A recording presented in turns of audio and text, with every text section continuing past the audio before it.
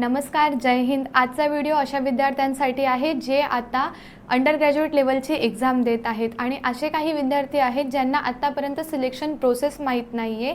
तर तुम्ही जेव्हा NTPCची एक्झाम देतात, स्पेशली अंडर ग्रॅज्युएट एक्झाम तुम्ही देत आहात, ज्याची एक्झाम तुमची 7 मे पासून शेड्यूल झालेली आहे, तर त्याची सिलेक्शन प्रोसेस कशी असणार आहे? CBT फर्स्ट म्हणजे तुम्हाला कम्प्युटर बेस्ड एक्झाम द्यायची आहे, त्यानंतर CBT सेकंड, त्यानंतर तुमची कम्प्युटर बेस्ड ॲप्टिट्यूड टेस्ट होते, त्यानंतर तुमचं डॉक्युमेंट व्हेरिफिकेशन केलं जातं आणि मेडिकल केलं जातं। ठीक आहे, तर अशा पद्धतीने तुमची पूर्ण सिलेक्शन प्रोसेस असते, ज्यामध्ये डॉक्युमेंट पण तुमचे सेंट्रल लेवलचे हवे आणि क्लिअर हवे असतात।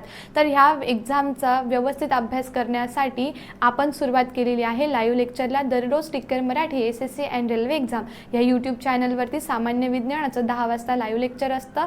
तर असेच व्हिडिओ बघण्यासाठी टिक्कर मराठी चॅनलला सबस्क्राईब करा आणि लाईव्ह लेक्चरला प्रेझेंट राहा, जेणेकरून तुम्हाला सामान्य विज्ञान तुमच्या एक्झाममध्ये सोपं जाईल। धन्यवाद।